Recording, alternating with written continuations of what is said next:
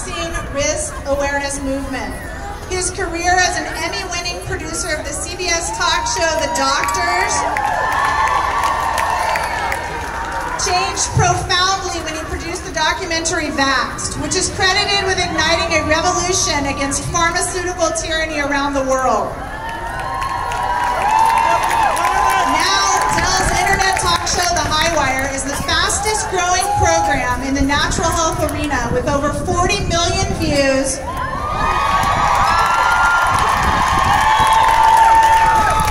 And his nonprofit, ICanDecide.org, is leading worldwide investigations into drug and vaccine fraud that have already resulted in 2 winning lawsuits against U.S. government agencies, Health and Human Services, and National Institute of Health. But Dell is probably best known for his powerful speeches that weave shocking truth, searing wit, and dynamic passion into an experience that is often described as electrifying.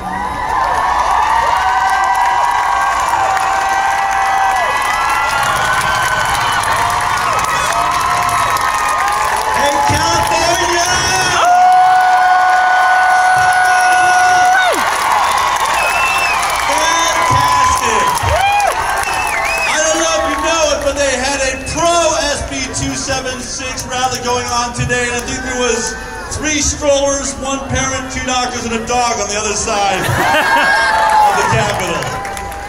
Have you ever noticed that they don't have any pro-vaccine rallies anywhere? They can't. Nobody cares. Nobody wants it. This isn't America. Now, you've all been probably watching. I had a really crazy week. Because I decided to align myself with the Hasidic Jewish community in Rockland County, New York, and put a yellow star to my jacket. There were a lot of very intense interviews going on over the last week, but they're talking about it, and they're recognizing how dangerous the moves by our government are. We have seen this before in history. We have watched the degradation of democratic societies, and it's happening now in New York, in California, in Colorado, in Oregon. It's getting scary, folks. It's getting very scary. But it's all signs that we're doing what? We're winning!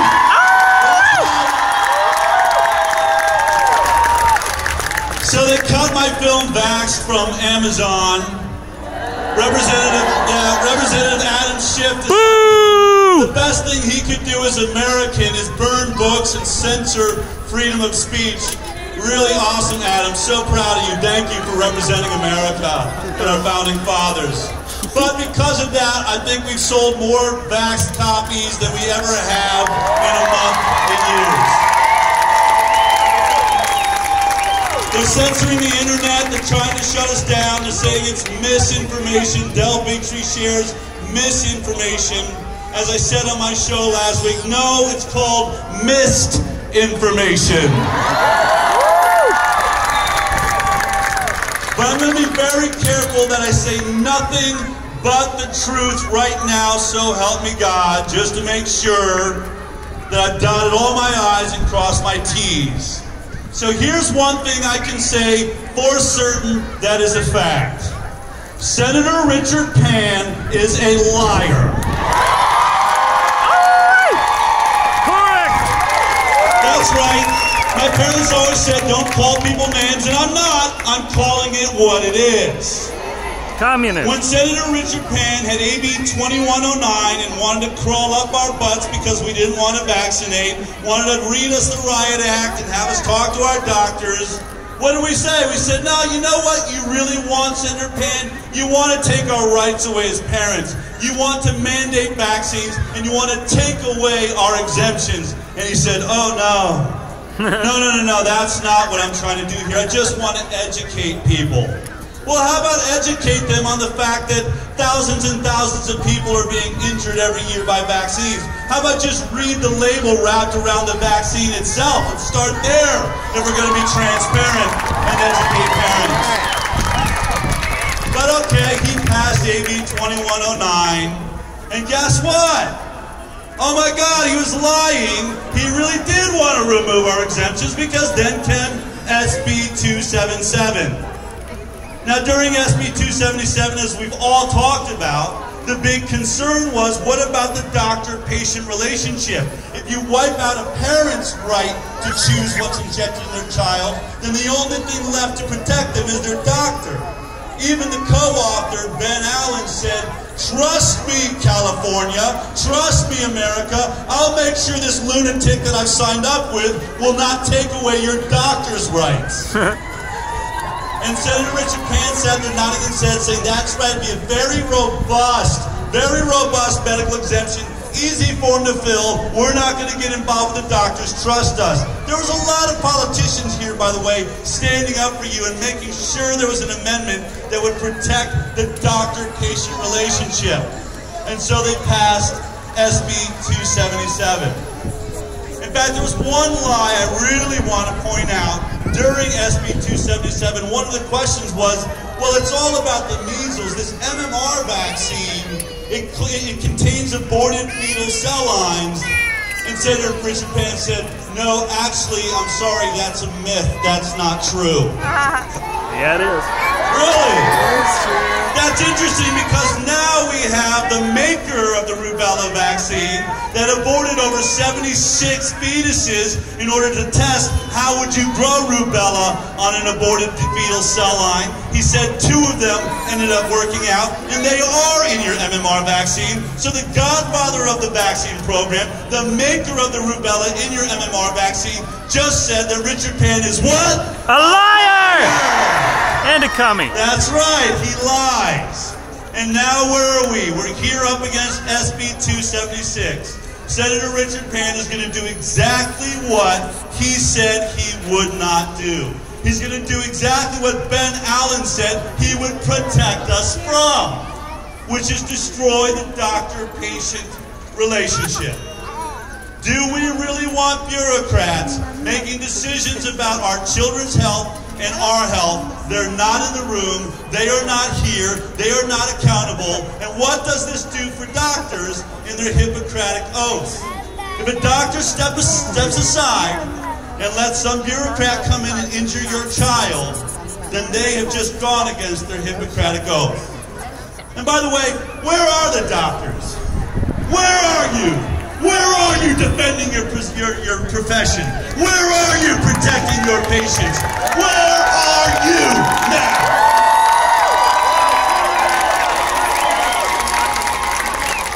I worked on the Doctors Television Show. I've worked with the best doctors in the world. People that work real miracles. People that took care of real patients. And yet, I cannot stand up for your absence any longer. I will not do it. You know that this is one of the hottest headlines in the country. Children are being injured. People are marching. Thousands are here today. Where are you?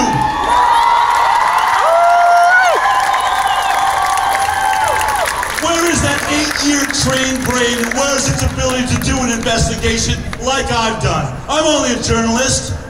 I only read medical journals. I only go and FOIA requests and find out that the MMR vaccine was causing more injuries than we ever dreamed was possible.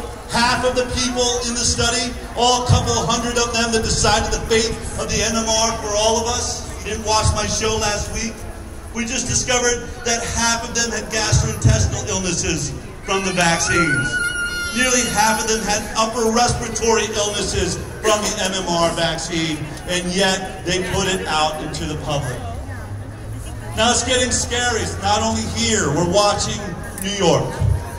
Now, if what I've been saying truly is misinformation, why am I winning lawsuits, and why do I keep being right? Because I've warned everybody. I've been warning you, I've been warning everybody in California and around the country, the adults are next. They're coming after you. Pharma wants you. Not your children, not the 1% and 2% of the unvaccinated kids. That's worth about $327. What they want is 320 million indentured patients that will take their industry from a billion-dollar industry that already controls our government to a trillion-dollar industry overnight. And who just brought it into place? Where are we seeing it? Thank you, Bill de Blasio, for the first adult mandate we've seen in this country. You now have 48 hours to comply, every adult in the boroughs that they've selected. If you do not have your MMR or you have proof of your titers, then you will be forced vaccinated or you'll pay a fine. I want you to think about this for a second because we're going to watch something really strange happen. What I love about the law or this mandate in New York is it's everybody. He doesn't give a free ride if you've had your vaccines, and guess what's going to happen? Guess what's going to happen if they start testing the titers on everybody in New York? We're going to suddenly discover that the MMR vaccine doesn't last very long. Because even though you had all of your MMR vaccines, guess what? You're not immune to measles. Now what we're going to find out is the only people who actually are immune to measles actually had the measles. That's right. Pretty sure Bill de Blasio is right about the age where he doesn't have to get a vaccine because he probably had the measles. And so here's the deal. If the only way we're going to protect ourselves from martial law sweeping the country, going after us if we don't have titers for the measles, and we know that the MMR vaccine is wearing off and is not working, which is really why they're worried about outbreaks of measles. There's only one thing we can really do. And here's my suggestion. I think we pack all of us up into about, what is it going to take, about 15 airplanes in Sacramento. And I think we all fly to New York today with our unvaccinated children and have the biggest damn measles party the world has ever seen. I'm sure there's some Hasidic Jewish people that will all invite us over for Passover. We'll hug and love them and their measles-covered children, and we will be free from quarantine the rest of our lives.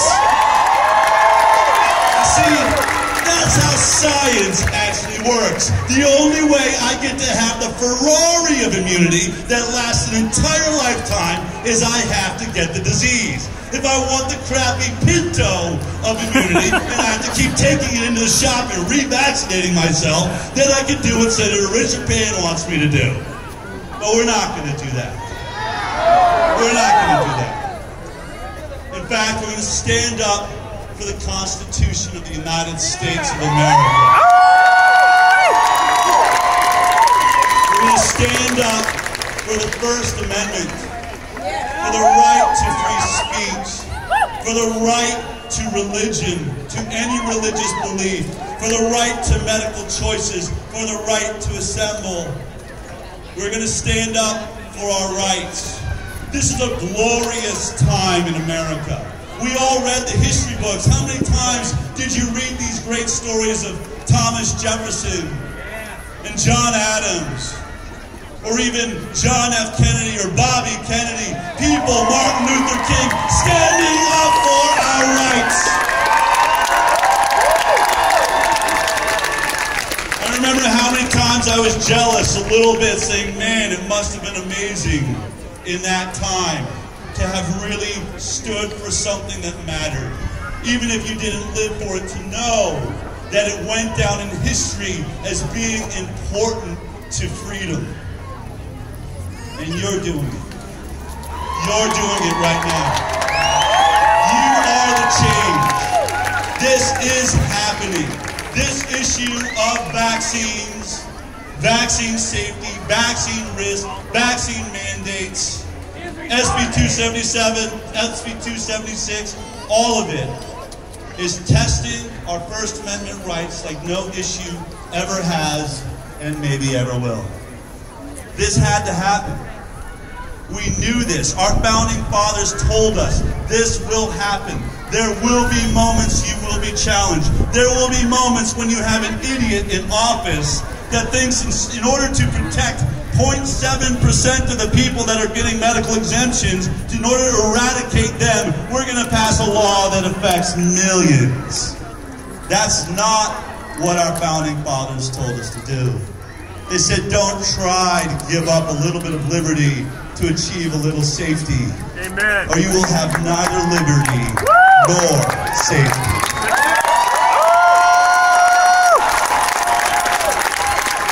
You are here today. Senator Ben Allen hears you today. Senator Richard Pan, I don't know if he understands what you're saying, but he doesn't hear too good. But here's the thing, don't worry, SB276 is not going to pass. We are not going to amend SB276. No one in their right mind in this building is going to take away the rights of doctors in the middle of the pharma empire. It's not going to happen because we're not going to let it happen. Because the truth always wins and we have the truth. And you are not going to sell us on any more vaccine mandates. You are not going to sit there, Sanjay Gupta, and tell us there really is no injury from vaccines. Really? Really? How about the 60,000 reported injuries in 2018 alone in bears? How about the 400 reported injuries just in 2018? And we know that that's only 1% of the total amount of injuries. How about the rising rates of autism, neurological disorders, diabetes, childhood cancers, multiple sclerosis, ADD, ADHD? We have the sickest kids we've ever seen in America in any generation. And you know what they'll say to me? I was talking to a reporter the other day. He says, Del, but you cannot say, I mean, that's anecdotal to say the rise in all of these childhood illnesses is being caused by vaccines. I was like, you're right, it's anecdotal, but you know what it does? It takes away any ability for the medical industry, the CDC, to sit on some bully pulpit and tell me you've made us healthier. Because you have failed. You have failed to make us healthier. You've made us sicker. We are sicker and sicker every day the CDC is in charge. Every day they pass laws like this, more and more of our children are suffering chronic illness. Up from 12.8% in the 1980s to now 54% of America's children have a chronic illness. So guess what? I will not comply. I will not comply. And why? Because the CDC and the medical establishment sucks at their job. Boom! So say it with me. We will not comply. We will not comply! We will not comply! We will not comply! Instead, we will stand for freedom! Freedom!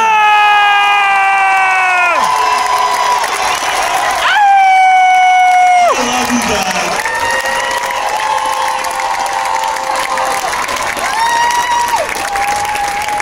All right. So I can sit up here and I can scream like a lunatic and I can get on my show and be crazy. But there's one person that is the biggest game changer of everyone. There is someone that has put absolutely everything on the line, that represents the legacy of America and everything that great politics in America should stand for.